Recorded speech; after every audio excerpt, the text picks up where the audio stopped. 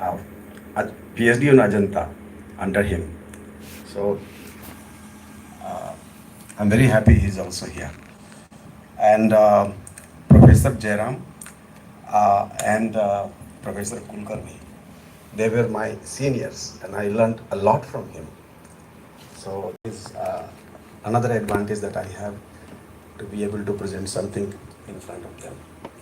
Of course, the people of Jaipur are very special in the whole world. So yeah, Ajanta basically needs no introduction for this kind for the audience of Jaipur. Yet, in 10 or 15 minutes, it is not possible to go into extreme details, and therefore, some overview and updates in our knowledge system I would like to provide here. So, what I have done here to give a visual orientation to you is I'm taking the help of uh, Google walkthrough. तो ये है केव number 1 Ajanta का.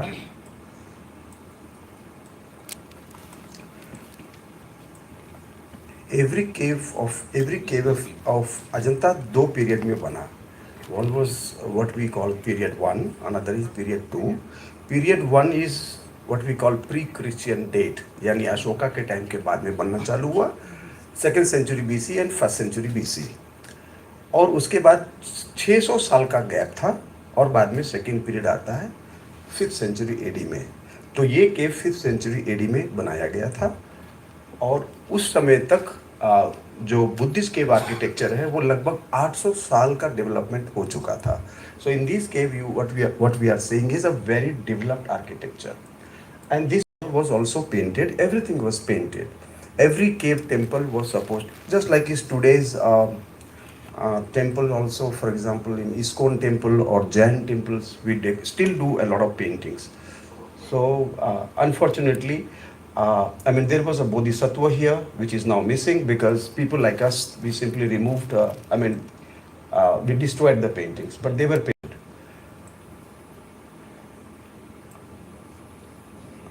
Let's go inside. This is how it looks. So for those who have not been to Ajanta, maybe you would like to enjoy this.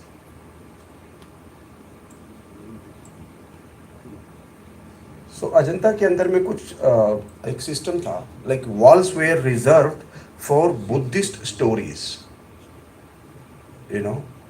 So आज के तारीख में हम religious serials देखते हैं. 5th सेंचुरी में अगर आप थे तो रामायण और महाभारत का सब सीरियल हम देखते हैं. We know the stories of Ramayana and Mahabharata, yet again a new serial comes and we all watch. So it's a story that we already know, but story is depicted to us in a different manner by the director and producer, and therefore we love to enjoy. I like to say that in 5th century AD it was something like that, and therefore all the Buddhist cave temples had these stories, and the painters used to depict, and it was really cinema of those times, no doubt. ये जो wall है यहाँ पे नाग कुमार नाम का एक episode painted है. 84 करीब 84 कहानियाँ अभी तक स्कॉलर 200 साल तक अध्ययन हुआ. भारत के स्कॉलर्स, अमेरिका के, यूरोप के, जापान के, पूरे ग्लोबल कम्युनिटी ने 200 साल तक अजंता को अध्ययन किया है. सो इंडिया का एक ऐसा मॉन्यूमेंट है which is most well researched, and there is a lot of publish body of work, और बहुत मेहनत लगी है विद्वानों को आइडेंटिफाई करने में कि कौन कौन सी कथाएं हैं. और शुरू के पब्लिकेशन में जो आपको 30 साल, 40 साल, 50 साल पहले का कोई पब्लिकेशन अगर आप देखें अजंता पे, तो संभव है कि उसमें कुछ त्रुटियां आपको मिलेंगी. इसके लिए नए पब्लिकेशन में बहुत से नए आइडेंटिफिकेशन मिले, नई पांडुलिपियाँ मिली हैं, जिससे हमें पता चलता है कि ये वाला ज़्यादा करेक्ट है. तो ये नागकुमार है, वहाँ पे एक प्रभास है, ये सब अलग अलग कहानियाँ हैं. तो हम कहानियाँ उसमें हम नहीं जा पाएंगे. ये एक मैन्युस्क्रिप्ट प्राप्त हुआ. ये एक मैन्युस्क्रिप्ट प्राप्त हुआ. जर्मन लोग गए थे चाइना, वहाँ पे उनको 1933 में एक मैन्युस्क्रिप्ट प्राप्त हुआ वो एक ऐसी भाषा में था, एक ऐसी लिपि में थी जो 50 साल तक पढ़ा नहीं गया। बाद में उसको जब पढ़ा लिया गया, उसका ट्रांसलेशन हुआ तो पता चला कि उसमें जो कहानी बताई गई है वो इस जिसको पर्शियन एम्बेसी कहा जाता है, ये पर्शियन एम्बेसी एक्चुअली नहीं है, ये महासुदर्शन नाम का एक राजा की कहानी है। So this is how it is. आप अगर अंदर में यहाँ पे फेमस है मे बी मोनालिसा, जिस तरीके से एक वर्ल्ड के जो आर्ट हिस्ट्री में एक पब्लिश्ड, बहुत ही पब्लिश्ड एक इमेज है, आप कह सकते हैं कि इंडिया का अगर मास्टरपीस देखा जाए जो वर्ल्ड में इतना ज़्यादा पब्लिश हुआ है तो वो आपके सामने में यहाँ पे है। लेकिन अब आप देखिए कि हमारा नॉलेज किस तरीके से हमेशा बढ़ता रहता है। Now the interesting thing is Padmapani holds no Padma, it is वो कोई दूसरा फ्लावर है जिसको आप वाटर लिली कहा जा सकता है, but not exactly lotus, because Ajanta में जो लोटस बनाते थे they were very much clear कि लोटस है क्या। बहुत तरह का उन्होंने फ्लोरा फाउना बनाया, बॉटनी बनाया। So lotus was very clear, but definitely this guy holds no lotus, and therefore उसको पद्मपानी कहा जाए कि नहीं we don't know. At the same time जिसको वज्रपानी कहा जाता है holds no Vajra also, and therefore there is a बहुत अभी नए लोगों ने बोला कि शायद उनको क्या बोला जाए। तो कहने का मतलब ये है कि हमारा नॉलेज अभी भी दिन ब दिन इसके बारे में बढ़ता ही जा रहा है। आप वहाँ पे जाएंगे तो अंदर नहीं जा पाएंगे, लेकिन thanks to this Google walk through आप अंदर जा सकते हैं। इवन इंटीरियर वॉज पेंटेड, और अभी थोड़ा नष्ट हो गया है। ये पहले स्तूप बनने वाला था। एक नया रिसर्च निकल के आया है कि ये वास्तव में एक्चुअली यहाँ पे स्तूप वो बनाने वाले थे, लेकिन बाद में कुछ परिवर्तन आया और उन्होंने स्तूप का विचार त्याग करके यहाँ पे प्रतिमा बना दी। ये बुद्ध है और ये बोधिसत्व है। Let's go to the next one.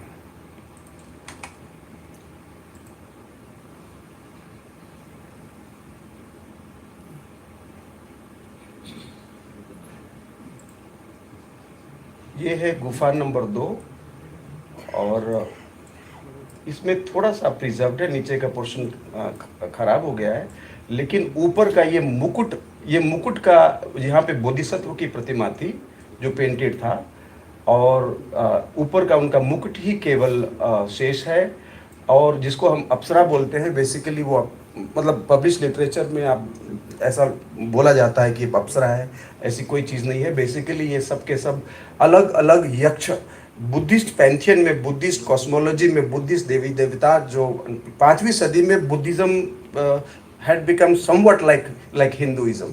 बहुत से देवी देवता बुद्ध देवता हो गए थे। उससे पहले बुद्ध देवता नहीं थे, वो अरहत थे, वो एक सन्यासी थे, वो एक अरहंत थे।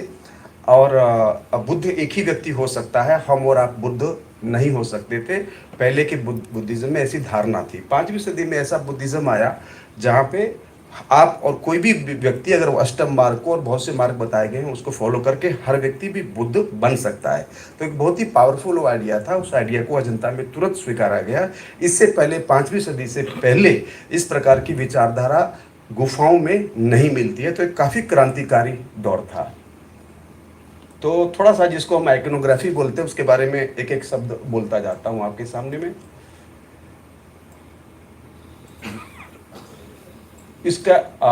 उसका ये श्राइन है। तो नॉर्मली हम लोग एक शब्द यूज़ करते हैं कि गर्भगृह नाम का शब्द इस्तेमाल करते हैं, लेकिन बुद्धिस्ट जो स्टडीज़ है गुफाओं में ही इसके शब्द मिलते हैं। तो इस अजंता के कुछ गुफाएं हैं, स्तूप मंदिरम अंडपम, इस तरह का शब्द भी आता है। तो वो लोग अलग अलग प्रकार की शब्दावली का इस्तेमाल करते थे। यहाँ पे ये अविलोकितेश्वर हैं।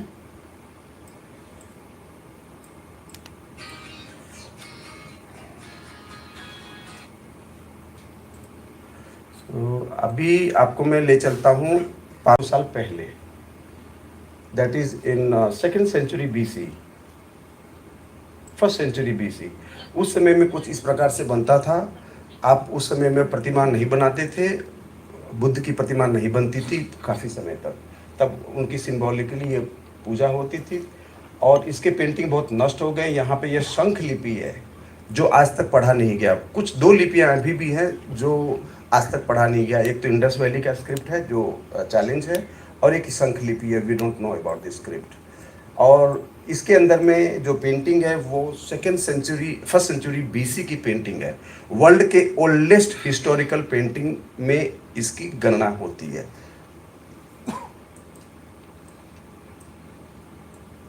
ये शश नाम का एक जातक है। बुद्ध जातक क्या है? बुद्ध के पूर्व जन्म की कथाएं हैं।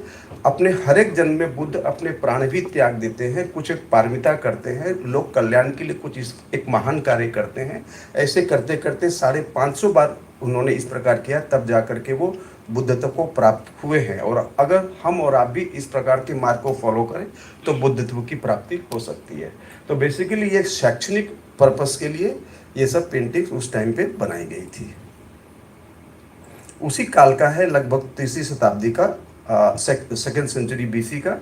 ये दूसरा है केव नंबर 10। बहुत ही विशाल है ये। और अपने एक रिसेंट बुक में मैंने ऐसा एक प्रस्ताव रखा है कि अशोक के समय में जो अलेक्जेंडर का जो आक्रमण हुआ था तो बहुत विस्थापन हुआ था, ग्रीस से लेकर के और आपको इंडस रिवर तक, और बहुत से रिफ्यूजी आए थे भारत में। तो बाहर के कई एलिमेंट्स आए, उसमें से एक एलिमेंट आया जिसको हम बोलते हैं उस टाइम में जो बोट जो मर्चेंट हुआ करते थे वो अपने बोट को उल्टा कर देते थे और उधर ही कैंपिंग करते थे। तब होटल हुआ नहीं करता था। तो अगर तो ये जो आर्किटेक्चर है, ऐसा हमने प्रस्ताव किया है कि ये जो इन्वर्टेड बोट है वहाँ से ये मरीन आर्किटेक्चर, नेवल आर्किटेक्चर से ये इंस्पायर्ड है संभवतः।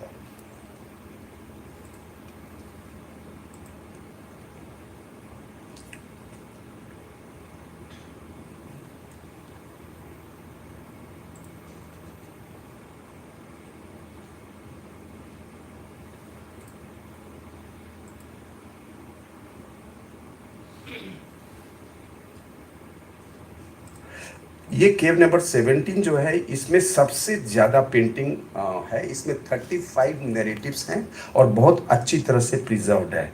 यहाँ पे एक ये सीन जो है, ये इसका नाम है महासमाज। यानी बुद्ध जो है, बुद्धिज्म के बहुत से ग्रंथ हैं, 3500 से ज़्यादा ग्रंथ प्राप्त हो चुके हैं अभी तक। हर एक ग्रंथ में थोड़ा थोड़ा, जैसे रामायण भी कई अलग अलग वर्जन्स हैं, महाभारत के भी कई वर्जन्स हैं, ऐसे बुद्धिज्म में भी बहुत से वर्जन्स हैं। तो 5वीं सदी में जो ये कथा डिपिक्टेड है, ये फॉर एग्जाम्पल आपको पाली वर्जन में नहीं नजर आएगा। यानी अगर आप रिसर्च करते हैं, इसके बारे में जानना चाहते हैं कि इसका कथानक क्या है, विषय वस्तु क्या है, तो इसमें जाना पड़ेगा। और इसके संकेत है ना, वो बौद्ध शास्त्रों में, बौद्ध ग्रंथों में मिलते हैं।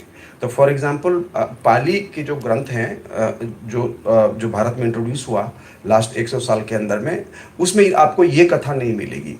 तो पता चला बाद में कि चाइना में एक ट्रांसलेशन हुआ है, एक जिसको बोलते हैं सरगस्ती नाम का एक कैनन है, एक संकलन है ग्रंथों का। उसमें से एक मैन्युस्क्रिप्ट मिला, उसमें से ये कथा नहीं मिली, और वह कथा इससे सबसे ज़्यादा जुड़ी हुई है कि भगवान बुद्ध जब जब ज्ञान प्राप्त होता है तो स्वर्गलोक में जाते हैं, और इस कथा के मुताबिक अपने सबसे पहला उपदेश उन्होंने, टीचिंग जो है, उन्होंने अपनी माता को ही दिया था। और उस समय में वहाँ पे ब्रह्मा और इंद्र और कई प्रकार के स्वर्ग, बुद्धिज्म में कई प्रकार के स्वर्ग बताए गए हैं, वो अलग अलग हेवन से देवता लोग आकर के उस उपदेश को प्राप्त करते हैं। बाद में सब लोग उनको कहते हैं कि अब आप पृथ्वी पर वापस जाइए और वहाँ पे अपना उपदेश दीजिए। तो उस समय में शुरू में वो बुद्ध तैयार नहीं हो रहे थे कि वहाँ तो लोग कर्मकांड में और अंधविश्वास में लोग डूबे हुए हैं, और वो मेरा ये सब ज्ञान जो है वो लेने के लिए कोई तैयार नहीं है। तो ये देवता लोग उनको बहुत अनुनय करते हैं कि नहीं, आप ये जरूर टीचिंग कीजिए। तो वापस वो फिर नीचे में आते हैं धरती पर, और इसका भी डिपिक्शन बहुत जगह हुआ है। तो इसका नाम है ये महासमाज। तो इस प्रकार से 84 स्टोरीज है। तो मैं आपको सारा स्टोरी ऑफ कोर्स नहीं सुना पाऊंगा, लेकिन आप देख सकते हैं कि किस प्रकार से ये सारा एक दुनिया, एक ये एक्चुअली दिस इज द इसको पूरे अजंता को विजुलाइज किया है कि चूंकि उसके अंदर में भगवान बुद्ध वहाँ विराजमान हैं। यानी आप आप स्वर्ग देख रहे हैं, बुद्ध स्वर्ग में बैठे हुए हैं और ये स्वर्ग का दृश्य है, और उनके आसपास वो सारे देवी देवता और उनके पुराने जन्म की कथाएं और उनके आने वाले, ये पूरा एक, ये इहलोक नहीं है, ये बिल्कुल परलोक है। इसको आर्टिस्ट ने रूपायित किया है। अगर एक शब्द में अगर समझना है कि इतने चित्र क्यों और इस प्रकार से क्यों, तो आप यही समझ लीजिए कि वो, you are in a different world.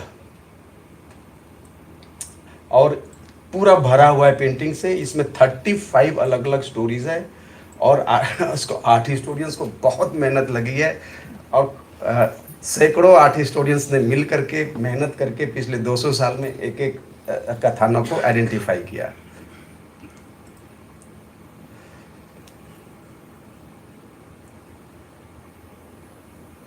ये सब स्लाइड को मैं आगे छोड़ देता हूँ। केवल पेंटिंग नहीं बल्कि स्कल्पचर के मार्फत भी नैरेटिव्स को डिपिक्ट किया गया। तो एक ये है, जब बुद्ध, ये कथा है जब वो अपना घर महाअभिनिष्क्रमण बोलते हैं, जब वो 4 अलग अलग दर्शन उनको होते हैं कि अब वो त्याग करते हैं कि नहीं, अब मुझे घर त्याग करना है, तो ये उसकी कथा है। और ये दूसरी कथा है,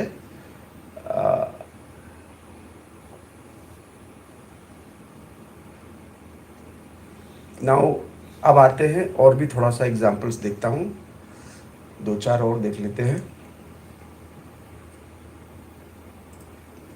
ये महापरिनिर्वाण है, और मेरे रिसर्च से ऐसा पता चलता है कि 5वीं सदी में जब इसको बनाया गया, उससे पहले किसी भी गुफा में भारत का, यानी देखिए 800 साल से बन रहा है, अशोक के टाइम से लेकर के और 5वीं सदी तक हम 800 साल की बात कर रहे हैं। 800 साल में बहुत सी बौद्ध गुफाएं, बौद्ध गुफा नहीं बोलना चाहिए एक्चुअली, बौद्ध मंदिर कहना जाना चाहिए। 2 प्रकार के मंदिर बनाए जाते थे।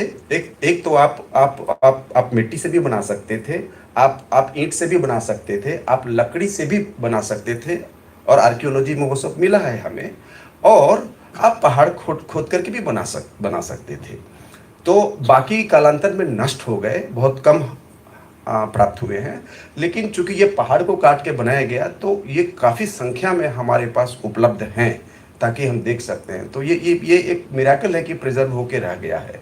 लेकिन जो भी प्रिजर्व होके रह गया है, उससे हमें ये पता चलता है कि ये जो, फॉर एग्जांपल, महापरिनिर्वाण जो एक ऐसा विषय वस्तु उन्होंने लिया था, इस गुफा में पूरे अजंता के अंदर में 5वीं सदी में बहुत प्रकार के प्रयोग किए गए। सारा कुछ एक्सपेरिमेंटल था, इतना ज़्यादा एक्सपेरिमेंटल था कि इसके पहले वो सब चीज़ें पूरे 800 साल में नहीं मिलती है, समझे ना। और जब आप रिलीजियस कॉन्टेक्स्ट में काम करते हैं, एक नया बिल्डिंग बना रहे हैं, एक नया काम कर रहे हैं, उसके टाइम पे आप एक माइकल एंजेलो हैं, आपको बोला गया कि इस ईस्टर्न चैपल बनाओ, और ये रिलीजियस कॉन्टेक्स्ट है, और आप एक टॉपिक लेते हैं जो पहले कभी भी आर्ट हिस्ट्री में डिपिक्ट नहीं हुआ है, तो आपको पता चलता है कि वो कितना महान उसकी सोच थी, दानकर्ता की, स्थापत्य की, आर्किटेक्ट की। तो ये सब सोचोगे आप अंदर जाके, तो आपको तब पता चलेगी कि वो क्या लोग थे, क्या ओरिजिनलिटी उनकी थी। फॉर एग्जांपल, दो प्रोफेसर है, वो इस बात को टेस्टिफाई करेंगे कि किसी भी गुफा में इससे पहले ये विषय डिपिक्ट नहीं हुआ, पहली बार यहाँ पे डिपिक्ट हुआ, और वो भी इतने बड़े स्केल पे हुआ। तो बहुत कुछ है कहने के लिए।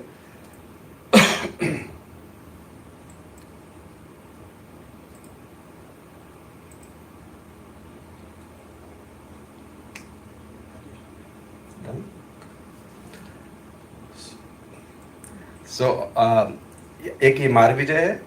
सो I think my time is up.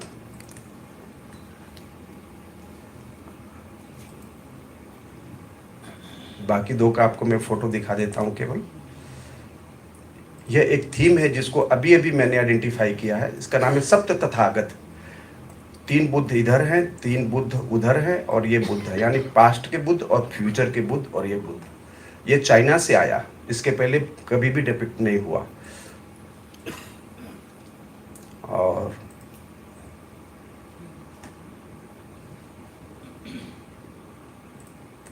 और ये जो है, वो जब उन्होंने पहला जो अपना उपदेश दिया था, तो वो डियर पार्क में था, तो वहाँ पे डियर वगैरह थे। तो ये भी एक नैरेटिव एक तरीके से देखा जाए तो। Thank you.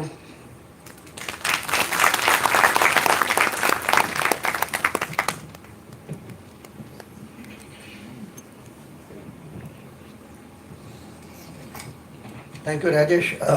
Because we are running the time, I mean, ये moderate करना ये problem है कि we have to stop. Sorry. Uh, तो Ajanta, as you saw it, and then of course comes the, Ajanta style travels to the other areas. So I invite Raghavendra Kulkarni, Dr. Raghavendra Kulkarni, to give on Chalukyas.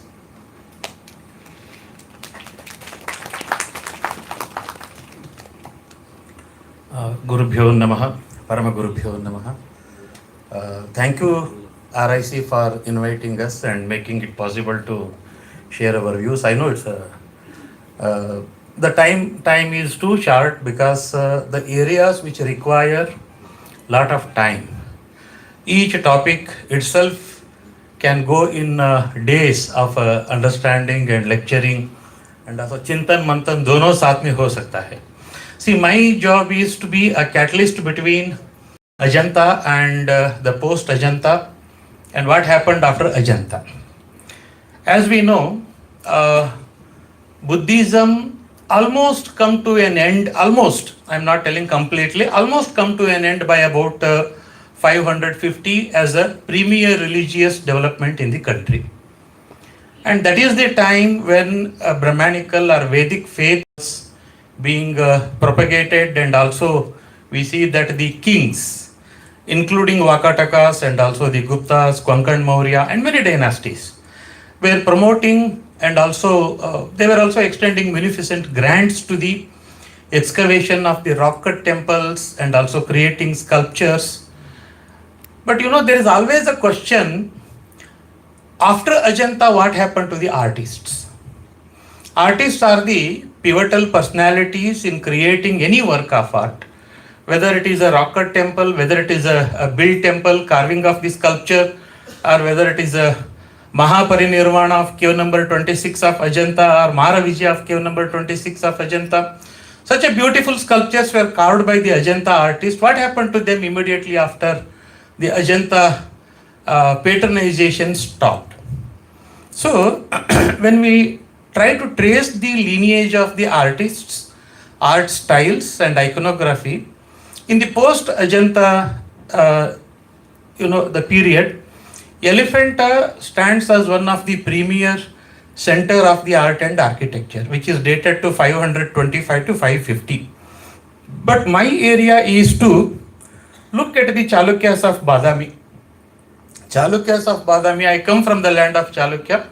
I also belong to the Badami itself. I am a native of Badami and I have been working on Chalukya from last 35 years. And I have done a lot of research and of course a lot of new theories on Ajanta. I am not going to speak on Chalukyas. I am not going to introduce, and brainstorming session is not there, but I would like to definitely introduce you some of the new creations which possibly inspired by the Ajanta artists. See, first of all, the Chalukyas began to rule from 543 CE to, they were ruling almost up to 753, 757. 757 is the beginning of the Rashtrakuta king Danti Durga, which my colleague Jairam Pudwal will take from there. So 757 onwards, we see that activity is shifting from Chalukya region to Ellora region. So in between these 200 years, in between these 200 years, not only kept the cave tradition alive, but also reintroduced the visual language in a most, subtle manner, most serene manner. Some of the images are totally new and very unique to the Indian iconography, Indian sculpture. So Badami, situated between two hills, the slide what you see is the northern hill and southern hill. It is in the northern part of Karnataka, in the district of Bagalkot. You can Google search afterwards. There are 4 cave temples in Badami. First one is dedicated to Shiva, second and third dedicated to Vishnu, fourth one to Jain. In between there is a natural cave which is also taken as a number by some scholars, but where we come across the sculpture of Avalokiteshvara. So the cave temple tradition follows exactly the same tradition what we see in Ajanta cave number 1, 2, 3, 4, where the veranda, open veranda and Sabha Mantapa and Garbhagriha, as we see in the Ajanta. So here is the cave number 1 and cave of Badami and also cave number 1 of Ajanta. You can look at the grandeur, of course. Ajanta has much more grand, excavation of the rock cut temple because of the availability of the stone, a huge quantum of the stone. But whereas here, the artist has to accommodate within the availability of the stone, which is a very important aspect of any architect. So availability of space. So keeping in the mind the same tradition, same technique. So the probably when these cave temples began to be excavated somewhere around 560-65, probably the last work in Ajanta was already completed. The artist might have migrated with the new commissions, which were lucrative ones in the Badami Chalukya region, because they were the one who were the masters of the entire Deccan at that time. So naturally, when we get a good commission, we don't mind traveling from Jaipur to Bangalore, Bangalore to Jaipur. The Jain images come from Jaipur to Karnataka almost on everyday basis. So like that, the tradition of the exchanging artist, and when artist comes, stylistic elements also come to the new places. So that's why these are the sculptures. One of the very important sculpture, Nataraja, 18-armed Nataraja. Why Badami Chalukya art become unique? Because they have introduced the new iconographical details. 18 arms are not prescribed in any texts. No treatise on the sculptures were yet formulated, rather they were in the form of agamas, and probably the artists were the one who created a new innovation. This 18-armed Nataraja can be called as Mahanata. Those who are Bharatanatyam expert here, if anybody are here, you will be able to quickly follow it. Mahanata, where 108 Karnas are followed and 81 Mudras are followed in a dance form. And the similarity you can see from the Nataraja from Elephanta. So I quickly also draw your attention how the uniqueness started by the Chalukyan artist. Artists have no religious, any connectivity. Whether the artist is asked to carve Buddhist sculpture, he would be carving Buddhist sculpture, he would be carving Jain sculpture, or whether Brahmanical sculpture. So this is the only community where they are working on every type of work of art, so irrespective of caste and creed. That's why whenever a new subjects were introduced, the innovativeness becomes very apt in many of the centers. So Harihara, the first sculpture, has wives, Hari and Hara side. Both are the Parvati and Lakshmi. This is one of the earliest in the entire country. One of the earliest in entire country, and that is how the Chalukyas not only introduced innovative iconographical details, which in after 200 years they become precursor to the Ellora and of course other places in the country. Yeah, quickly you can look at those ceilings are not painted. It is believed that once cave number 1, 2, 3 were also painted in Badami, but we have lost almost all the paintings except few fragments in cave number 3. Yeah, the Girija Kalyana theme, the one which is there on the top. We have almost a huge panel in Elephanta. So there is a continuation of the thematic. Cave number 2. It's a very beautiful experience. I don't know how many of you have been to Badami. Anybody been to Badami? Please raise your hand. Okay, I welcome you again. Those who have not seen, please make it a point to visit Badami. You will be having a wonderful experience of immersing into the Chalukyan era. Yeah, the Vamana Trivikrama, Varaha, the concept, of course, one of the oldest in Vedic literature, but already we have a fine example in Udaygiri of Vidisha. So there is it need not necessarily one area where the stylistic influence, thematic influence comes to.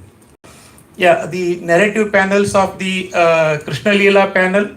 Of course, I have done a comparative study of the Buddhist narratives with that of Krishna's narratives, like Maya Devi's dream and of course the birth of Buddha. Yeah, cave number 3 is a magnum opus. 578 is the date of this cave. It is called Mahavishnu Graham Vishwam Atyadbhukam. It is written in the inscription in the same cave. There is you can see the Garbhagriha where the image of Vishnu was installed, but now the image has been removed. And of course, the Garuda in the canopy. When Vishnu is carved, Garuda also has to be there, and Garuda and the artist. And another best part of the Chalukyan period is we have more than 200 names of the artists. More than 200 names of the artists, which helps us to not only trace their lineage, but also those grandchildren working in Ellora later on. So artists like Narasobba, one who comes in Patadakal, he travels to Ellora along with his entire academia. These are the few examples: Ananta Vishnu, Virata Vishnu, Varaha. See, what is most striking aspect is, look at the image of Vishnu seated on Ananta and look at the way Garuda is seated. When your master is free, the vehicle is also free. Vehicle doesn't have, he relaxingly leaning back to the very cushioned scales of the serpent. So this is something very, break the monotony of the sculptural harmony, I would say composition. So where it not only ignites the artist's interest in introducing new elements. Harihara, Kevala Narasimha. What is most inspiring is these bracket figures in Badami cave number 3. These are the one which influences Rameshwara in Elephant Ellora later on, and these are the very new elements that have been introduced. The first one, Parvati is drunk and being lifted by her husband Shiva. So the Somarasa, Madirapana was one of the common features in those days. Even gods were also no different like a human being. The artists trying to introduce other than Mithuna couples, and where the gods and goddesses are being represented like a Mithuna couple. Mithuna are always considered as amorous figures. There are some comparison with Ajanta, one Apsara, Mithuna in Badami. There are plenty of examples which we can do parallel studies. So, Gajalakshmi and Ugra Narasimha is one of the earliest in entire Deccan. Before this, we never come across Ugra Narasimha. It is on a lintel of cave number 3, right above the Ananta Vishnu. And those are the fragments of the paintings which can be seen that has been identified as Indra Sabha by well-known artist, painter, you can call scholar also, C. Shivarama Murthy. But I have my own reservation. But anyway, so that is the understanding without any detailed discussion. This is the only the image of Jain cave, Bahubali or Gomateshwara. This is again for the very first time it was created in Badami in entire south. And Parshvanatha, which is a very popular image. Let us go to quickly to Aihale. And Aihale was known as Aryapura. It was also a center of the mercantile guild known as Aihale Ainurvar. So this guild was moving across the country, and also it had its branches outside. So this is a very small cave temple with the Nidhi figures on either side. Saptamatrikas are the most important highlight of this cave temple. Saptamatrika with Parvati, Shiva, and entire family with Skanda and Ganesha. So, again you can look at Mahishmardini, Varaha, Ardhanari, and Gangavatarana. Gangavatarana are the Bhagirathas penance and descent of the Ganga to the earth is this particular example where 3 Pitaka, we usually call 3 ladies on the uppermost portion, supposed to be Alkananda, Mandakini and Bhagirathi probably, who represent the 3 rivers which culminated into Ganga finally at Devaprayag. So, Pattada Kisuvalal is a very important center for Ellora. All the monuments were built after 657, and the most important monument which I will be showing you few slides, Virupaksha temple and Mallikarjuna, were built in 734 CE. These both temples were built to commemorate the victory over Pallava Nandivardhana, Pallava king Nandivardhana II, as a memory by twin queens of the king Vikramaditya II.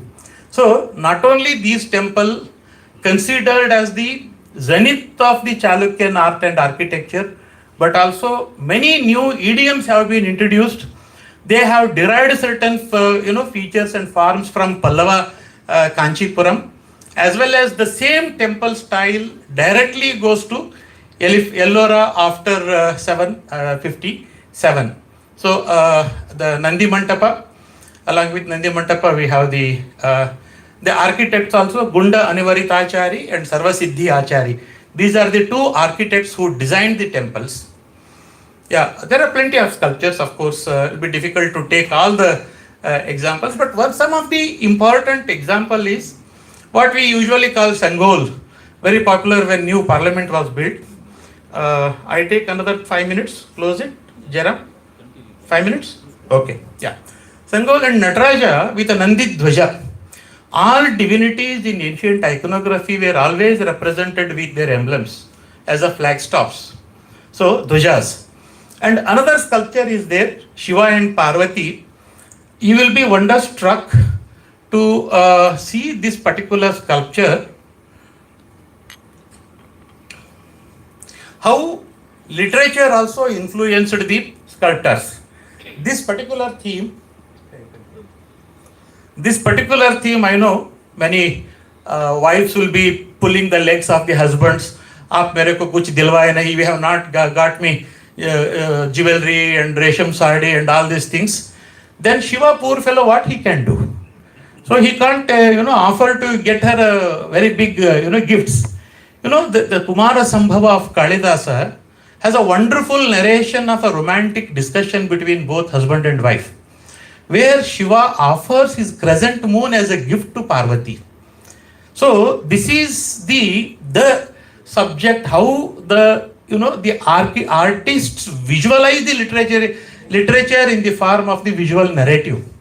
There are many such examples in the Badami Chalukyan art, where literature and the experimentation with the artwork goes hand in hand. Yeah, quickly I go to Ravana lifting Kailash, one of the very important sculptures in Ellora, and this is one of the earliest, I repeat once again, one of the earliest in entire south, Mahakuteshwara temple, Mahakuta, and this is only about 9 inches in height. The sculpture is only 9 inches in height. Just imagine, carving such a small sculpture in sandstone is a very difficult task. Carving in a schist or the marble is easy, but carving sandstone is a very difficult. Even small chisel, hammer will create hit of a hammer will create the flake of the stone.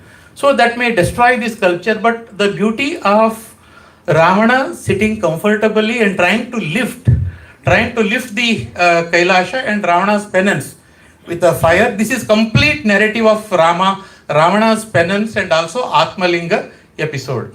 Yeah, we have other example, one of the finest example from Patalakal Virupaksha on the pillar of the southern porch, and Kashi Vishweshwara temple in the same place. And this is from the last one, Lakundi Kashi Vishweshwara. It is a 10th century work. How even in 10th century, the semicircular architectonic concept still continued in the medieval temples of the Karnataka. There are also Ramayana narratives depicted directly wall, where we also come across similar stories in Ellora. And of course, there are many interesting stories like Andakasuravada, Bhairava, carved by an artist called Changama, and the Tamil version of the Durga Mahishamardini, Mallikarjuna temple, built by one of the queens of Vikramaditya II, and Narasimha combating with Hiranyakashipu. So here ends the journey of artistic journey, culminates in Ellora Kailashnath temple, starting from Ajanta, Elephanta, Badami, Kanchipuram and Patalakal, and then meeting its culmination in Ellora. Thank you very much. Thank you.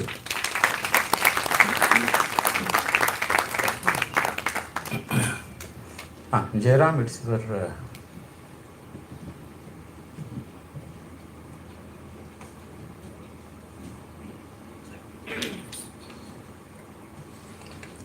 Thank you, Kulkarni.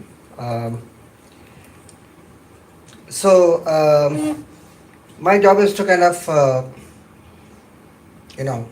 culminate it confluence it almost like Ellora did. So when we look at, as Kulkarni said, that when the artistic tradition kind of travels from Ajanta to Chalukyan region, of course through Elephanta and other places, and it also travels to further south into um, Tamil Nadu under the Pallavas. So it's kind of a journey of what we can say the cave architecture in India. So cave architecture in India, as Rajesh said, it starts during Ashoka's period itself. It is one, I mean, Lomas Rishi cave, which is not for Buddhism. It is for another religion known as the Ajivakas. Now there is no Ajivaka religion, but it was actually done by Ashoka for his mother. Mother was Ajivika. So this is the beginning of cave architecture in India. When we look at cave architecture, there are only three places or three areas which we have in ancient period, the cave architecture, that is Egypt, that is Abu Simbel, and the other places, of course, that is much earlier, 1244 BC. And the other places closer to us, it is Nakshe Rostam, Achaemenid Iran, and maybe after the Iran war, we will be seeing whether it is still there or not. So this is in Iran, and this was actually not a religious place. It is actually a funerary monument. There are a lot of, as Rajesh said, that there are a lot of give and take between Persia and India. So this is probably one of them, but of course the time period is quite far, so we can't say that it is coming from Nakshe Rostam. But recently somebody asked me, what is the one technique of architecture in India which is unique to India? And I would say that is cave architecture. So we have the beginning of Buddhist architecture in Bhaja, 100 BC. I'll just quickly go through, and Karla, it is 100 AD or CE. This is all in Maharashtra, because as we know that the stone quality in Maharashtra was much better, so they could actually make huge monuments like Bhaja. Bhaja, and immediately after that Ajanta 10 is carved. Ajanta 10 is one of the biggest caves in India. So this is the, as you can see, the stupa, and Rajesh also showed cave number 9 of Ajanta. So that is in the same thing, and then of course you have Ajanta. That is Ajanta caves. Okay, so from 1 to 27, that's the number of the caves, and you can see cave number 10. The thing is that Ajanta was kind of covered completely, or in the sense completely forgotten immediately after it was made. I don't know what reason, but the greatest Buddhist monk who traveled to India, who visited any place which starts with Bu, that is Buddhism, he did not come to Ajanta. So he actually says that Ajanta, you can't go there, there are a lot of problems there, and all those things. There are 2 elephants, they will rumble and all those things. That's what he has written. So he has not been there. So that is, he traveled somewhere 640 in India. So, but he didn't go to Ajanta. That means Ajanta was completely forgotten, and the whole community of artists kind of dispersed into various places.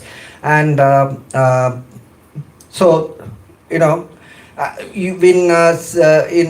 5th century AD, there is a revival of cave architecture tradition started by the Guptas. So Udaygiri Cave 6, and you can see that this is a beginning of new architecture tradition. It is Brahminical, and also did not have that technique of carving or making architecture much. It is a slightly smaller cave compared to Ajanta, and you can see a lot of new iconography being made, Mahishasuramardi, Vishnu, and others. So this is the dated cave, 402 is the date.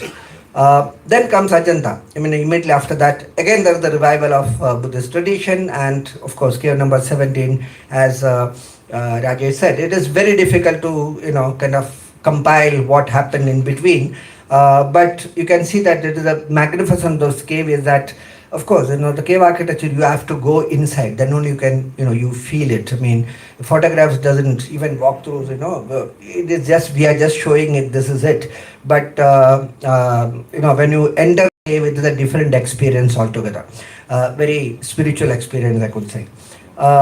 This is cave number 19 at Ajanta, facade of cave number 19.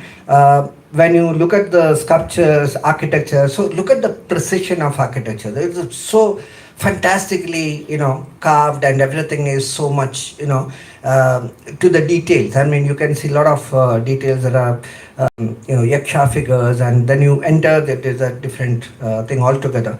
So now this is a tradition. This is cave number 26. And Kulkarni just mentioned about the bracket figures. It becomes fantastic bracket figures in Badami, and you can start getting the small bracket figures in Ajanta. Only maybe 10 inches, bracket figures in cave number 26 especially. I consider this as architecturally one of the most decorated cave. Then of course we can look at cave number 19 and 26. I can see that there are two different craftsmen working in this. Two different traditions of architecture. So there are incubation of architecture tradition or incubation of artistic tradition happening in Ajanta, whether it is in the painting, whether it is in the architecture, sculpture. So this becomes a kind of a great tradition. And of course, when you have the great traditions, the people will try to emulate it. That you have the great monuments. So when a new dynasty comes in, they want to kind of build up great monuments. But of course, that time they consider great, but now it looks very. This is Mughal Rajpuram. Now I'm traveling to south. So, you take a train from Jalgaon, then you travel to Vijayawada. So this is Vijayawada caves. This is Mughal Rajpuram.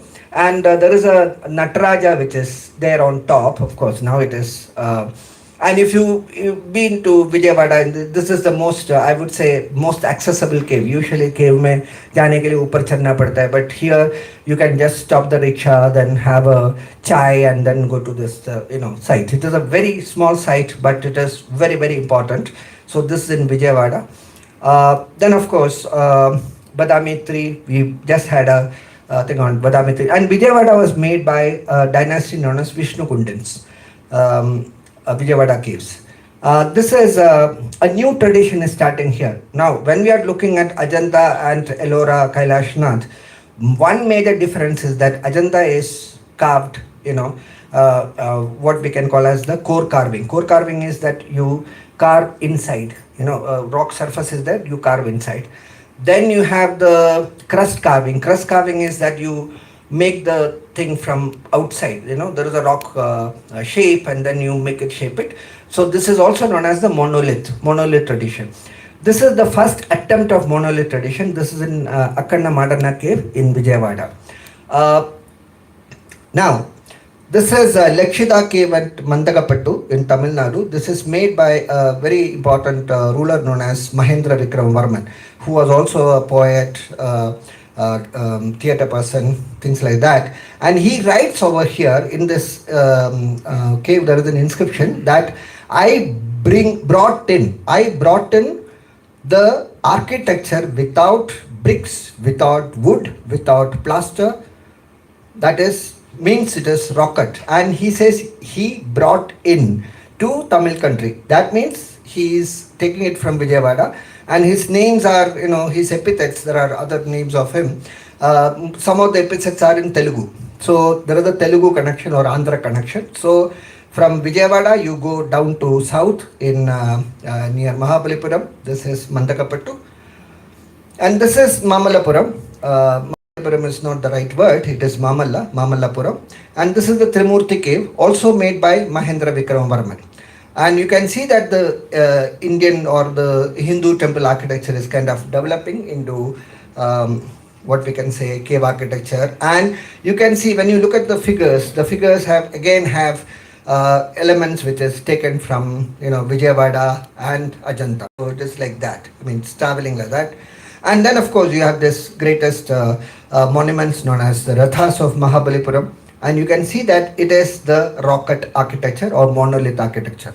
And it is 5 different type of architecture. You have the Gajaprishta type, there is a Shala type, there is a Vimana type, there is a Kutakara type, all the types of architecture. So, I mean, so people said, oh, वो experiment करते थे कैसे मंदिर बनाने पहले वो काट they'll do the sculpture of it, or in the sense monolith. But carving monolith is not that easy. You have to know exactly what architecture tradition you are talking about. There are a lot of exchange of ideas between Chalukyans and Pallavas, though they were complete enemies. And the Chalukyan princes, when they come to power, they will go to Kanjipuram, defeat the Pallavas, then they come back. Then the Pallavas will go to Badami, defeat them, come back. So this is basically made after probably the conquest of Badami in Mahabalipuram, made by Mamalapuram by Mamalla. Mamalla is Narasimhavarman I. Now we come to Ellora, because unless and until you know Mahabalipuram, unless and until you know Pattadakal, you don't understand Ellora. This is something which is very, very important, because somebody once asked us that who are the architect of who is the architect of Ellora? Answer is, it's a Chalukyan architect, no doubt about it. It is a Chalukyan architect. But who's the structural engineer of Ellora? The structural engineer is from Pallava, in the sense Pallava region. Because the carving technique which is used in Ajanta, of course Rajesh will agree with me, Rajesh and Raghavendra will agree with me, that the carving technique of Ellora Kailashnath is different from that of Ajanta and Chalukyan tradition, or the Western and Deccan tradition. The carving style, or in the sense carving technique, not style, carving technique is what we call as the chocolate carving. That chocolate carving is you cut blocks and then you remove the blocks, not making the alleys of the carving technique is that there. So the thing is that why did the Rashtrakutas brought in the structural engineer or the technicians from Mahabalipuram? Because they can do it faster. In the sense they are used to granite, which is one of the hardest stones, and then in Ellora it is Deccan trap, which is slightly softer.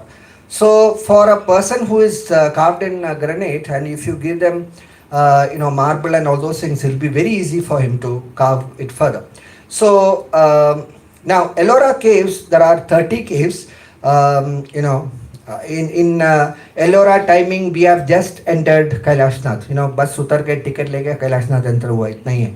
But if you want to see Ellora, at least you need 2 to 3 days, because Kailashnath itself will take 1 day. So you have different phases, which is actually started from the Vakataka period itself, and it is coming to almost 12th century. So you have a artistic tradition. If you want to know the Indian artistic tradition between 6th century to 12th century, 600 years, you go to Ellora, you get it. So that's the first phase, phase 1, phase 2, phase 3, phase 4. Phase 4 is 12th century, around 12th century. And all under the Rashtrakuta, not all under the Rashtrakuta, sorry. So phase 1 is Vakataka, phase 2 is Kalachuri, phase 3 is early Rashtrakuta, and phase 4 is late Rashtrakuta. So these are the late Rashtrakuta is Jain caves, early Rashtrakuta is cave number 15, 16 and all those things. So, but most of the caves, and if you count the number of the caves and the dynasties responsible for it, I would give the credit to Kalachuris. Kalachuris are the one who made maximum caves in Ellora, not Rashtrakutas. Rashtrakuta is, of course, they made just one cave, that is enough. That is, no, not just one, but cave number 16, that is Kailashnath, is, the greatest. So this is a kind of pathway of, what happens. The red lines are basically starting from Vakataka, Ajanta, it goes to Vijayawada, Vishnukunde. Then from there it comes to Mamallapuram, Pallava, and then the green is coming back to Ellora. So from Badam, as Kulkarni suggested, that you have Ajanta to Elephanta, Elephanta to Badami, and Badami back to, Badami in the sense from Chalukyan back to Ellora. And of course, Elephanta also, from the Elephanta tradition also comes. And what happens in that period is that Ellora amalgamates all the living traditions or artist traditions of India. And in Ellora itself, you can see different artistic tradition that, one artist is from Chalukyan region, like the Jatayu Vatha, which is made in this thing. And then the Bali Vatha is made by the Kalachuri artists. And then they all come together in a sculpture known as Ravana Kailas. One of the, so you can see that generation. Probably this was happening for the Kailash was made for almost 50 years, must have taken. So you can actually see the generational change, and you can see this mingling of this, all styles coming together in Ellora. That's why we call Ellora as the national style. Now, just glimpse of Ellora. This is the early phase, that is the Vakataka phase. And this is the beginning of what we can say, the Ellora Kailashnath. There is a Sita Kinani. And interestingly, Rashtrakuta King Dandidurga take bath in 742 here. And he gives a land to a Brahmin of Navasari. This is the first expression of his ambition as an emperor. So then he starts this whole process of, defeating the Chalukyans and coming back and creating Ellora Kailashnath. This is cave number 2. I'm just showing it because you have a lot of closeness to Ajanta caves over here, even in the plan and everything. It's a Buddhist cave. And then you have, this is the Vishwakarma cave, which is the most or the last expression of Chaitya architecture. So this is Rameshwara cave. Kulkarni mentioned Rameshwara cave, the bracket figures. It's a Shiva temple. And the bracket figures, beautiful figures, no doubt about it. But this is the Kalachuri face. It is coming directly from Ajanta. If you sculpt the paintings of Ajanta, you get Kalachuri sculptures. That's how it is. And then the monolith tradition comes to Ellora, and this is Dashavatara cave. Behind there is an inscription of Dandidurga saying that we have finished the Chalukyans. And then he has made this particular Nandi Mantapa. Actually, this was a Buddhist cave which was converted into a biblical cave and made this Nandi Mantapa. It is completely rock cut. And you can see a lot of closeness to Pattadakal over here. The sculptures, the Drangannas, you can see that Drangannas, that woman over there on the corner. And you can see a lot of closeness in architecture also over here. This is Kailashnatha temple. The photograph doesn't show it at all. What you are seeing now is 160 feet down. The ground is 160 feet, which we have taken from the top. You can see the whole thing. And it is a 2-level temple. You can have a walkway on the first level also. And this is Kailashnatha temple. The story says that some king had a disease and all those things, and his wife wanted to build a temple for him, telling the story short. And he cured of that, and then she said, I won't eat food till I see the Kalasha of the temple. And then the story says that one architect says, okay, we'll make the Kalasha and then make the temple. Let her eat food. But which the story doesn't exactly say is that there are 80 feet of rock removed from top of the Kalasha.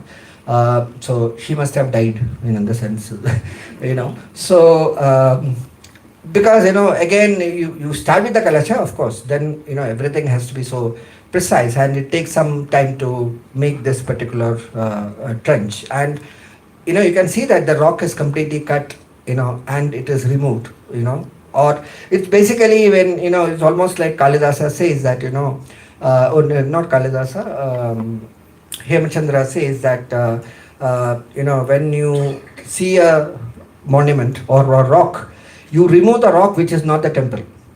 He says about an elephant that, how you carve an elephant. You see the elephant in the rock and you remove the rock which is not elephant. Michelangelo said it, 1,000 years later, but we know that, but not Kshemendra, not Hemachandra, Kshemendra, the Kashmir aesthetician. So you imagine the temple, then you remove the rock which is not the temple. So that's how, and when you look at it, it's a multi-storied structure. And to remove the rock, all these things, pillar ke bagal mein rock tha, wo remove kiya hai. So it is, Somebody asked me which is the wonder of India. The great wonder of India is not Taj Mahal, it is Ellora Kailasam. It is the really wonder. How do you do it? So you have this is the Nandi Mandapa, then the main shrine, and then you have the column which is there. And of course, they nowadays they realize that keep more structures inside, so you have to remove lesser rock. Now this is the plan of Kailashnath. So what you have on that extreme right is the Garbhagriha, then you have a Mukha Mandapa, then Nandi Mandapa and the Gopura. So that's how it is. And of course the height is, if I am standing, I'll be below that elephant, or वो दो line के बीच में होगा. So that's the height.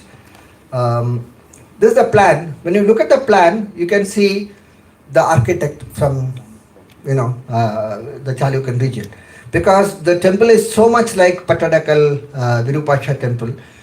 It is definitely the architect of Virupaksha temple, or his descendant, or in the sense his successor must have made it. Of course, Gundacharya and Sarvasiddhi Acharya were the architects of Pattadakal, and probably Gundacharya's son Baladeva must have been the architect of Ellora. We don't have any evidence, but the thing is that after making the Ellora temple, the architect says, I didn't make it. It just made, it was not made by me at all. So that's a wonder which the architect has. And this on the other side, you can see here, those are the people, so you can imagine the height of it. And then of course you have this fantastic sculptures all around, and the sculptures have great influence of Pattadakal tradition. And again here you can also make out that, oh, this is the sculptor from Pattadakal, this is the sculptor from Mahabalipuram. You can actually make out the different hands over here. Now the inside, this is the inside of Ellora Kailashnath, and you can see that it's completely rock cut thing. It is not made, everything is carved out. And when you look at the decorations and the way the ceiling and the sculpture and everything, it is very close to Ellora Kailashnath, and the painting tradition is coming from Ajanta. That there is a lot of closeness to Ajanta. There is one elephant outside this particular mandapa which is painted, and which is a lot of Ajanta closeness is there. And then you can walk around this particular temple. So this is conceived like a nobody has exactly conceived it this way, even later also nobody conceived a structure like this. So you have the sub-shrines behind the temple. Now, this is very interesting that, where it comes to the Gajadhara level, they made something which is like extended this particular thing, the cutting from the top. Now, if you look at it carefully, if that temple was, they hardly had any space to make this temple look magnificent, because when you are making a huge temple, you have to also create space around it. So what the architect did is, this is the very interesting thing that the architect did is that he expanded the lower portion, and then he also added, instead of the Gajadhara, small Gajadharas are small elephant thing. So what he did is that he increased the size of the elephant. Gajadhara real elephant size. And you can see here this man is there, he's below that elephant level. And look at the, when you look at the height of it from here, almost 160 feet.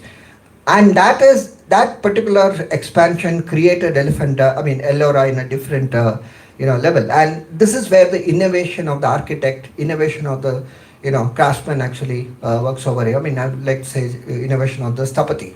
Because here, if you have not made it that way, then the temple would have been, just an ordinary structure. But this increase of the elephants are like that, all elephants are of, elephant size. In the sense, real life elephants.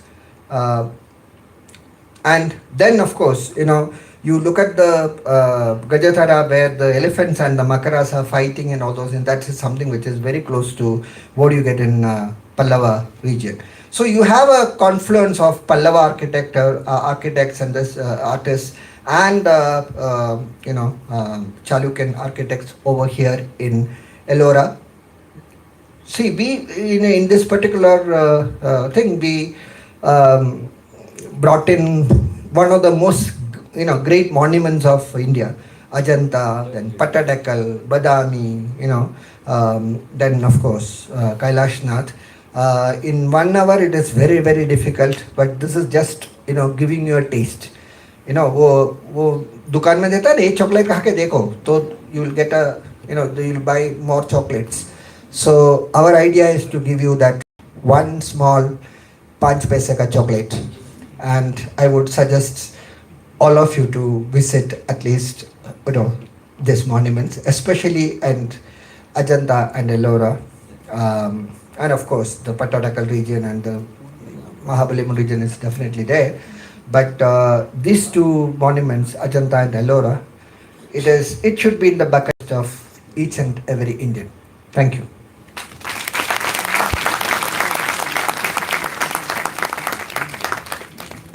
So I think we have time for 15 minutes, sorry. We have time for question answer. So I'm sure you have a lot of questions. So please ask. Nikhat, can you give the mic? Yeah. Okay. If you can point to which one you want the answer. Sir, this is regarding Ellora. Mentioned that it incorporates elements of Hindu, Jain, and Buddhist religions. So, and they were built over 600 years, if I got it correctly. So, are we saying that in those 600-year period, the carvings that were dedicated to Jains, Buddhists, and Hindus would have been under rulers who were subscribing to those faiths, or they were rulers who were actually maybe Hindus or Jains or Buddhists, but they were incorporating those styles? Basically, as the relation to dynasty and the patronage, most of these rulers were Hindus, like the Kalachuris and Rashtrakutas, and Amokha Varsha was, giving a lot of grants to the Jains. So, these grants, or in the sense, this kind of monuments are built for diplomatic purpose, or in the sense administrative purpose. So these are the power groups, merchants and all those things. So that's why they give a grant. Like for example, the Vijayanagara people have given a lot of, there are a lot of giant temples built in Vijayanagara period. They were not exactly giants or something like that. So all these things are, the patronage is based on the power groups and kind of subscribing, or in the sense helping them. So, but Amokha Varsha was probably a Jain, in the sense, because we get, cave number 30 plus is made during Amokha Varsha's period. So he also did some donation in Gujarat also for the Jains.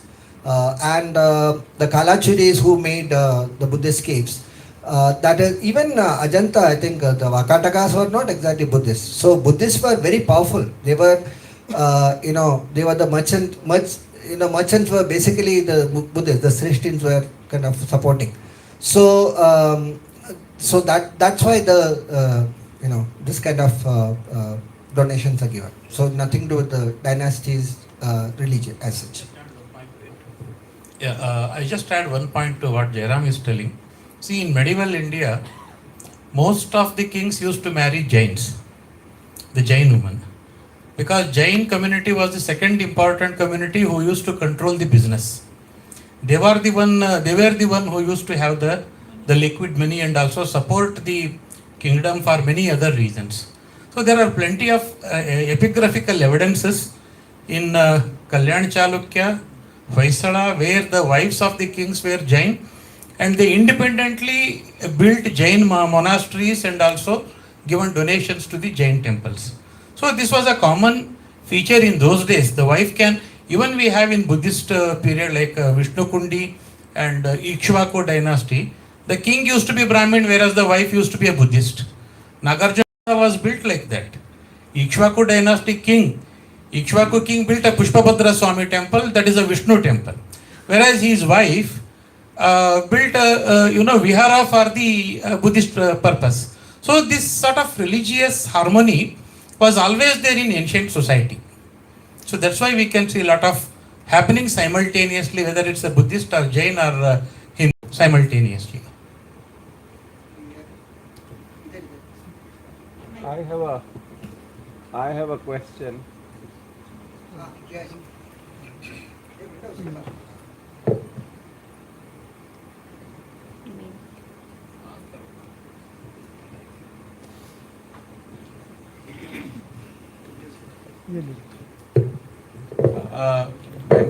When we look at Ajanta, it almost seems like the culmination of a very long tradition, probably. I mean, especially when you look at cave number one, Bodhisattva Padmapani and Avalokiteshwar. I mean, they seem to be the top of the whole tradition. And we always talk about the post, but is there any pre? I mean, because it would be very interesting to know how that tradition developed and peaked at that level. No, the tradition, what you get in, when we look at Ajanta painting, we always wonder that how did this particular style comes in. But unfortunately for painting, Ajanta, we were lucky that Ajanta was closed for, on the sense, forgotten, quote unquote, for almost 1,000 years. So the paintings were preserved that way. If it was not, it was not, it was open, it would have been destroyed, or in the sense, it is very difficult to find out what the painting tradition was there before Ajanta. Like you get Shatavahana painting again in Ajanta. Gupta period, even Megasthenes talks about in Indica, he talks about the painted pillars in Chandragupta's, Darbar Hall and all those things. So you have reference of paintings. But unfortunately, there is no painting found in Mauryan period, no painting found in Shatavahana period, yes. But after that, Gupta period also, they must have had fantastic paintings. Like when you have when Kalidasa says Chitrarpidaram Bivavadaste, he's talking about the painting and all those things. So there are reference of painting happening in Kalidasa's poems. A lot of poems of Kalidasa, or in the sense the plays of Kalidasa, you have reference to painting. But unfortunately, we don't have any of those. So we can only imagine that, acha painting hota hoga. But in sculpture, you have that continuity, and you can, when you look at the paintings of Ajanta, you can see a lot of influence of Gupta, the classical sculptures in Ajanta painting. So that's what we have. Even after Ajanta, you have in Badami some traces of painting. So the mural tradition must have traveled. Sittanavasal, you have a lot of closeness to Ajanta. Sittanavasal, that painting. That is in south, extreme south, in Pudukkottai district. So you have the Ajanta tradition traveling. The Kerala mural. Kerala mural is slightly more, it does not have much of Ajanta influence. It's more stylized, but Chittanavasal painting, especially the lotus pond, it is something which is very, very close to Ajanta. And you have influence of Ajanta in Sirigiri paintings, Sirigiri, in Sri Lanka. So the painting tradition of Ajanta has traveled to Sirigiria, to Tibet, to China. We get those evidences. Unfortunately, in India, we don't have much evidence, even after Ajanta or before Ajanta. That's what I feel. Yeah.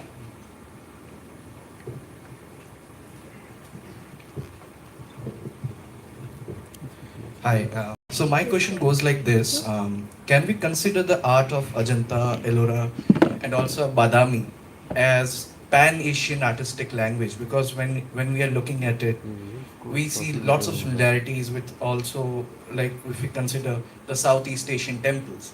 Like when I was looking at the images of Badami caves, I saw some floral motifs are quite similar to that. And secondly, when we read about Bamiyan also, we find those traces of Ajanta. So can we consider it as a pan-Asian artistic language? Or See, it's very important to understand that the Indian art, by the time we reach Ajanta, it was already a matured art. Unfortunately, we don't have examples to say that. Suffice the idea that, but we have a lot of literature available. The Rupakara. Rupakara is nothing but Chitrakara. And we visual artists strongly believe that drawing is mother of all visual art. drawing, Rekha Chitra, it's the mother of all the arts, whether it is a sculpture or whether it is a painting. But the treatise on painting, what we see in 4th, 5th century, Chitra Sutra of Vishnu Dharmottara Purana, and the tradition continues even up to 12th century. As you rightly pointed out, Indian art spread across the ocean by about 5th, 6th century itself. Bamiyan was an extension of the Gupta art. We have the strong Gupta elements and large Buddha sculptures which were excavated in Bamiyan during the Gupta period.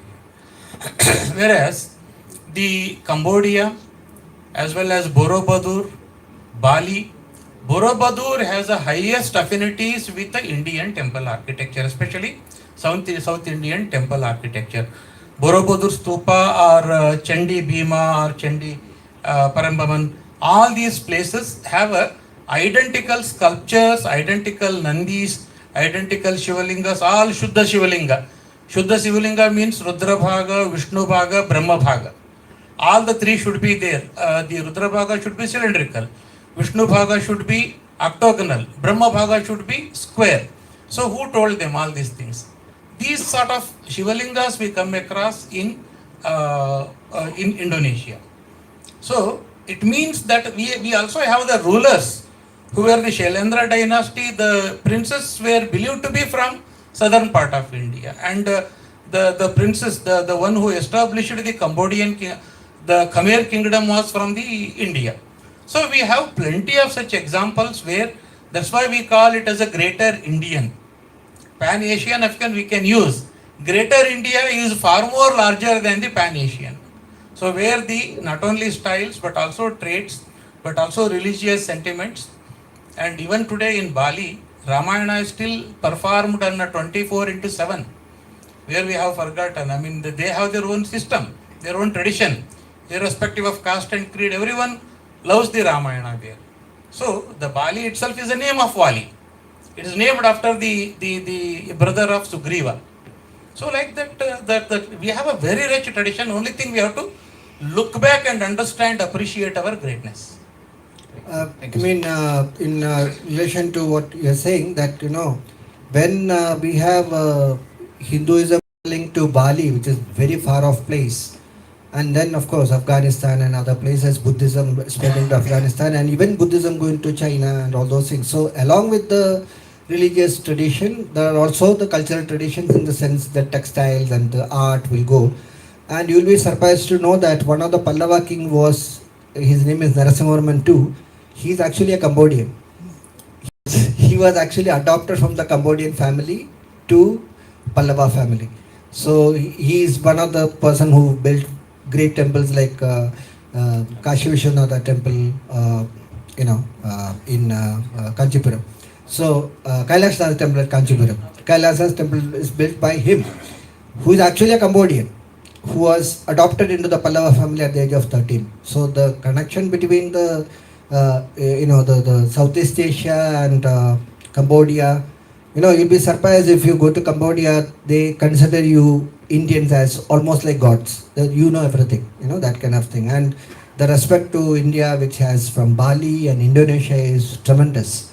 So the Indic tradition, we don't exactly respect much, but they do. Any other question? We have just 2 minutes, 3 minutes. Yeah, please. Sir, my question is for Rajesh sir. If there is any impact of Huna invasion on the construction activity and movement of guilds regarding Ajanta. ये होना invasion की बात किसने की है? ये कहाँ से आया? ये प्रश्न मैं थोड़ा जानना चाहता हूँ आपसे. Sir, I was reading somewhere, but I do not find any, I could not find any, but I attended one of your lecture in Aurangabad caves. Huna invasion theory was first time introduced by Rajesh Singh. There are many things which he was unable to say and I was unable to say and he was unable to say. ये क्या है? एक श्लोकी रामायण जैसा हो गया. कन्नड़ में बोलते हैं दशरथ का बेटा रावण को मारा और सीता को लेकर आया. बस ಕನ್ನಡದಲ್ಲಿ ದಶರಥನ ಕಂದ ರಾವಣನ ಕೊಂದ ಸೀತೆಯನ್ನು ತಂದ. मीन्स रामायण 3 एक श्लोकी रामायण हो गया. ऐसा हो गया हमारा हाल. I think Nikat has put us in a very difficult task of answering such a important question. Okay, Rajesh, just briefly answer. Yeah, so I wrote actually 3 works, 3 किताबें इस पे लिखी गई है और उसके और काफ़ी एसेज भी लिखे गए हैं. तो अभी क्या हुआ, थैंक्स टू इंटरनेट, उसकी वजह से पाकिस्तान की आर्कियोलॉजी, ईरान की आर्कियोलॉजी और 7 स्टैन कंट्री जो किर्गिस्तान और कजाकिस्तान, ये सारा जो मॉडर्न नेशंस हैं, आ, उस टाइम पे भूगोल थोड़ा अलग हुआ करता था. तो मेरा प्रोलॉन्ग रिसर्च में 10 साल से ये निकल के आया कि 5th सेंचुरी में काफ़ी वॉर्स हुए और 11 रेड्स हूण लोग वहाँ से रेड कर रहे थे. और भारत में जो हम लोग हूण के बारे में स्टडी किए हैं, तो हमारा जो इस्टेब्लिश्ड नॉलेज है ये बताता है कि 492 एडी में तोरमण नाम का एक हूण शासक आता है और वो अपना साम्राज्य 50 साल के लिए भारत में बनाता है. उसमें थोड़ा संशोधन मैंने किया कि उसके पहले, तोरमण के पहले ही उसके पूर्वज लोग अटैक किए जा रहे थे. वो बार बार अटैक करते थे. तो अजंता जो है ना, इस सारे में फंस गया था. तो चाइना से लेकर के, ईरान से लेकर अफगानिस्तान और पाकिस्तान से लेकर के मध्य भारत तक ये पूरा कल्चर जो है वो हूणिक अटैक, और उनको कई बार अनसिविलाइज्ड बोला जाता है, बारबरिक बोला जाता था. लेकिन अब मॉडर्न स्कॉलर्स उनके लिए ये नेगेटिव वर्ड यूज नहीं करते, क्योंकि उन अपनी कुछ सभ्यताएं भी हुआ करती थी. तो कहने का मतलब ये है कि उस दौरान बहुत सा रिफ्यूजी क्राइसिस हुआ मारकाट के दौरान, और इसके लिए बहुत से आइडियाज अजंता में गांधार प्रदेश से भी आए हैं, चाइना से भी आए हैं और यहाँ से भी. यानी आइडियाज का इतना रैपिड ट्रांसफॉर्मेशन हुआ है, केमिस्ट्री का, फिजिक्स का, एस्ट्रोनॉमी का, आर्ट का, लिटरेचर का, टेक्स्ट का, आर्किटेक्चर का. सो बहुत ही नई नई चीज़ें प्रकाश में आई हैं. सो वेदर यू ब्लेम, उनके चलते उनके आक्रमण के कारण बौद्धों को बहुत परेशानी हुई गांधार से लेके भारत में, और अजंता उसका एक्चुअली विक्टिम भी बना. कोई भी टेम्पल पूरी तरह से कंप्लीट नहीं हो पाया. तो एक तरीके से ब्लेम कर सकते हैं उनको कि उन्होंने बहुत उत्पात मचाए. राज तरंगिणी को अगर सत्य माना जाए तो 60 लाख बौद्धों को उन्होंने मारा, उन लोगों ने मारा. तो जो भी हो, ये इतिहास है, तो कई चीज़ें हैं. So yes, it is a new perspective which deserves more research. Okay, thank you. I don't think we can take more questions. Nikhat ने बोला कि 7:30 के बाद ये बंद हो जाएगा, फिर तो लोग जा नहीं सकते बाहर.